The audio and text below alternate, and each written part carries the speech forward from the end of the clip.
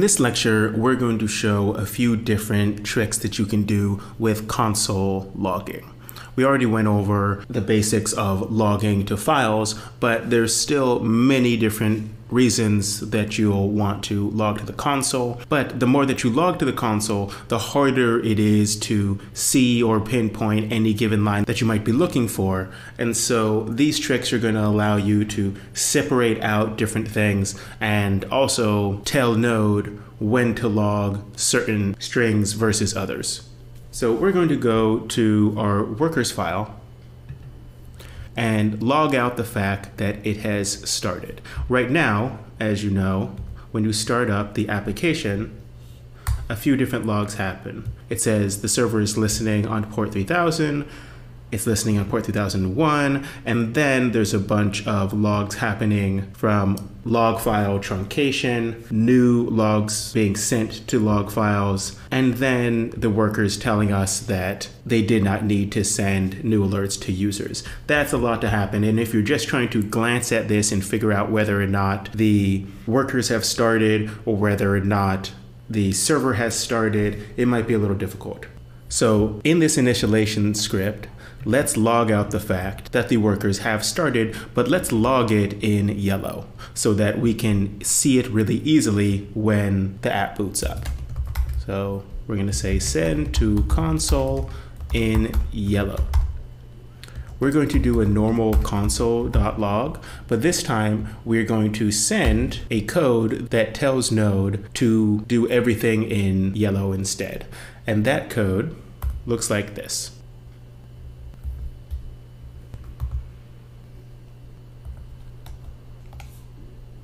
Then we're going to put in the string that we actually wanted to send. Background workers are running. Now, to explain this a little bit more, console.log, when it comes to Node, doesn't just take simple strings, but it actually takes in string interpolation or allows you to put in variables. Now, this whole string is actually a command telling console to put it in yellow. But this %s is actually telling it that whatever the next parameter is that you send in, go ahead and insert that in here and then make this whole thing come out as yellow. So when we start this up, you can see background workers are running and that's coming out in yellow. We can actually modify these numbers, 33, 34, 32, etc., to get different colors. There's not that many colors available, but there are a few. So now that that's working, let's change the server listening on port 3000 and 3001 to be a different color, because there's two things that we really need to know when we glance at the app after it starts. One is that the workers are running, and then the other that the server is listening. So let's copy what we did here and then move over to server, go down to the initialization script, and we're actually going to modify these two functions to be different. So I'm pasting in what I just got from over there. I'm moving them into the second parameter of the log.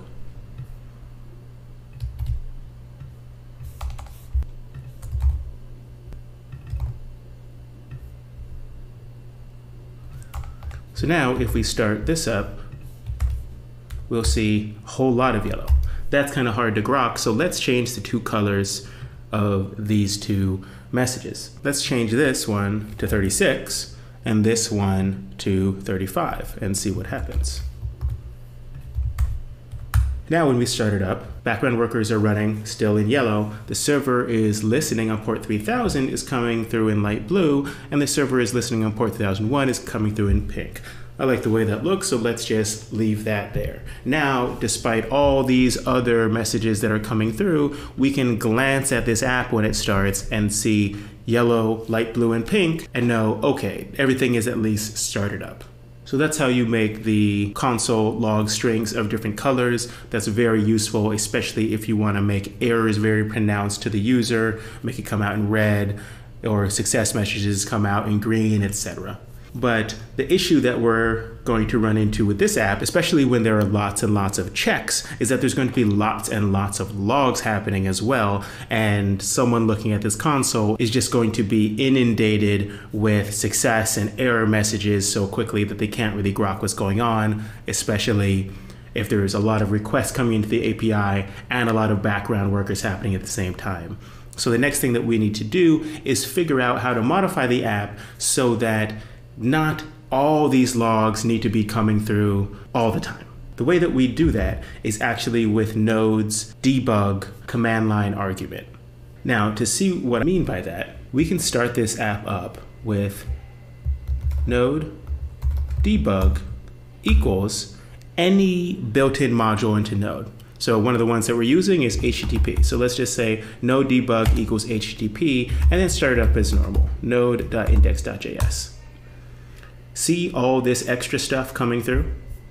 We have our yellow, blue, and pink, but then we have all these debug messages coming through from this HTTP module that's identifying itself as this module, and then its process ID. If we go over to Postman and just send a random post, you're going to see that there's even more information coming through. The socket opening and closing. And so every time the HTTP module does something, there's going to be more and more messages here. And that is true of any Node package that sends out debug messages, which many of the modules do. But you can also use the node debug command line argument to specify your own packages or specify your own bits and pieces of console logging that you might be doing in different places. The way that you do that is with the utilities package. So let's go over to workers, and we're going to include the utilities package. So var util equals require util. And then we're going to say that debug, in other words, what we are going to be using instead of console.log, so debug equals util.debuglog. And then we have to give it a name. So this name is the same thing that we will pass as a startup argument. So in our case, we're going to call this workers because we're in the workers file. And when we want to only see debug messages from the workers file, we're going to start the app up with node debug equals workers node index.js. Right now, that would not have much of an effect, but once we modify the console logging here to use debug instead, it will have an effect. So I am actually just going to find replace most of the console logging that happens in this file. Just replace it with debug. That is true for most of them, except this last one where we are using the colored console logging to make the background workers are running come out as yellow. And we want that to come out whether or not we've started it with no debug equals workers. So now that we've switched all the console.log to be called with the debug function instead, let's start this up. Now you can see all the same logs that were coming out before, yellow, blue, pink, and then a bunch of workers related logging.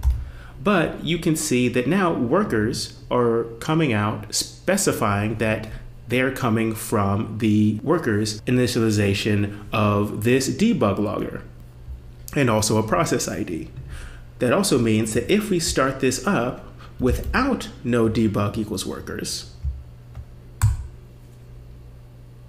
we don't have that logging happen at all. So now that logging has gone from something that happens all the time every time we start the app to logging that happens conditionally only if we start the application with a certain flag. So that will make it a lot easier for us to grok what's going on. Now let's go over to server.js and do something similar. So I'm going to copy this here, move it over to server, but this time I want the debug log flag to be called server instead.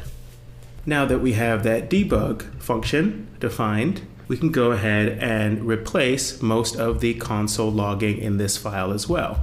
So I'm going to do a find replace and start replacing things. But I actually still don't want to replace these two because I don't want the server is listening messages to be conditional. I want them to happen every time we start up the app. But while we're here, let's go ahead and get rid of this old console log that we just replaced, and let's make it a little bit more robust. So let's say, instead of just logging the request path that came in when a user makes a request to our API, let's say if the response is 200, print green, otherwise print red. So we're going to add some coloring here, but we still only want these red or green messages to happen if the application is started with no debug equals server. So we're going to keep this within debug instead of console.log. So we're going to say if status code equals 200, we want to log something out. Otherwise, we want to log it out in red. So what we want to log out in green is going to be the method that the user requested, and we're going to push it up to uppercase, and then the path that they requested, and then the status code that we sent back. And this first parameter is going to become the green coloration. If it's not a status equals 200, it's going to come out with the same message, it's just going to come out red. So let's go down here, copy this string, paste it in here, but instead of it coming out with that color, let's change the 200 one to 32, which will make it come out green, and let's change the else to 31, which will make it come out red. So in other words, good requests are coming out with green, bad requests are coming out with red. So I'm going to start this server back up with node debug equals server. There's nothing there yet because remember, these debug messages only come when requests hit the API. So I'm going to go back to Postman, send off a random request. That was a 200, so that message is coming out as green. Now I want to modify this to be something that doesn't exist, send that off and get a 404. That's not a 200, so the message should be red. So now every request that comes into the API is going to be logged green or red if it's 200 or not. And so when you're debugging issues and you're trying to figure out what happened when that user got a 500 back, to track down that request, you can just visually scan for red marks as opposed to trying to figure out exactly which request you need based on text alone. But once again, if we hadn't started this up with the no debug equals server flag, none of these messages would have appeared at all. All right, so I can clear out the terminal.